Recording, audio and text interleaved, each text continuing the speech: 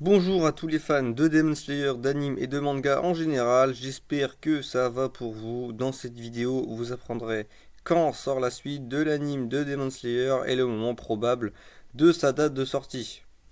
Mais avant ça, disclaimer, la vidéo sera divisée en deux parties. Une pour les gens qui ne veulent pas se faire spoil et une pour les gens qui ont soit fini le manga, soit veulent se faire spoil, bien que je trouve ça bizarre.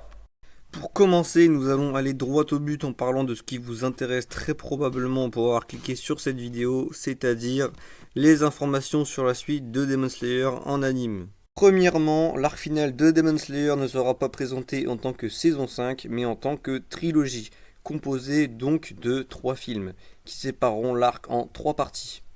Personnellement, je trouve ça innovant et je pense que cela peut être une très bonne idée. Ces films sortiront au Grand Rex qui l'ont annoncé sur Twitter, comme avec les précédents films. Malheureusement, le Grand Rex n'ont pas communiqué la date de sortie du premier film. D'ailleurs, cela n'a pas été annoncé non plus dans le trailer, dont je vais vous afficher un court extrait.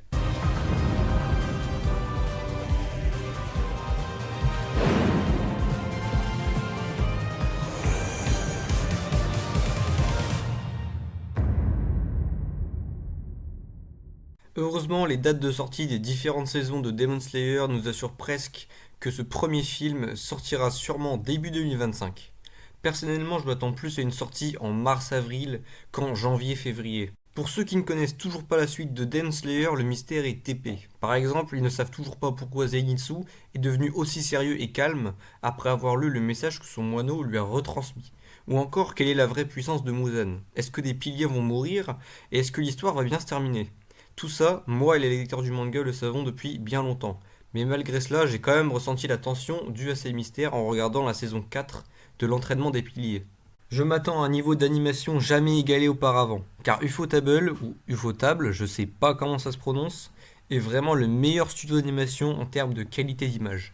On peut le voir en regardant la saison 2 de Demon Slayer, qui pour moi contient les épisodes d'animé les plus beaux jamais créés. Rien qu'en comparant les explosions ou le feu d'Ufotable et des autres studios, on voit la différence immense et le talent des animateurs de ce studio. Ufotable.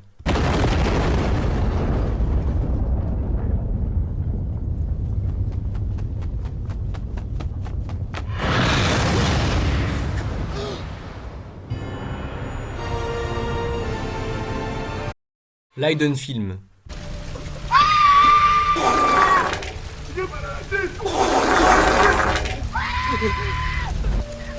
Oh purée de pommes de terre, mais c'est pas vrai ça. Aussi, après cette trilogie de films représentant la saison 5, je me demande si le manga Demon Slayer School Days sera animé en tant que saison 6 ou en anime à part entière, un peu comme Naruto et Boruto. Et maintenant, passons à la partie de la vidéo qui spoil la suite de l'anime de Demon Slayer. Alors, il n'est pas trop tard pour quitter la vidéo si vous ne voulez pas vous faire spoil. Pour revenir sur l'animation, j'espère que le film se chargera bien de gérer le combat entre Zenitsu et Kaigaku, car ça risque de ne pas être si simple que ça. Le combat est extrêmement court. Ouais, le monde est méchant. Le monde est méchant. Ouais. Le film devra beaucoup jouer sur les flashbacks et le comportement de Zenitsu afin de ne pas finir trop vite le combat pour le rendre au final anecdotique. De plus, c'est un combat que j'attends avec beaucoup d'impatience, justement pour y voir le comportement de Zenitsu dans l'anime face à la nouvelle sixième lune supérieure. Aussi, vu le nombre de morts importantes, j'espère que les animateurs les travailleront quand même un minimum. Pour finir, le moment que j'attends le plus en anime n'est pas la défaite de Muzan, ni le combat contre Kokushibo, ou même contre Akaza, mais la transformation de Tanjiro en roi des démons, car oui, je suis un bandeur de flots. Mais aussi pour voir l'animation exceptionnelle que va nous cuisiner Ufotable. Évidemment, j'ai hâte de tous les combats qui vont se passer durant ces 3 films. Le seul combat qui me laisse un peu perplexe, c'est celui de Doma contre Shinobu, Kanao et Inosuke, que je n'ai pas beaucoup apprécié comparé aux autres dans le manga. Mais je fais confiance à Ufotable, comme je l'ai déjà dit, laissons-les cuisiner. N'hésitez pas à me faire part de vos impressions sur cette trilogie en commentaire et si vous pensez que c'est une bonne idée d'adapter le manga de cette façon. Et voilà, c'est déjà la fin de cette courte vidéo.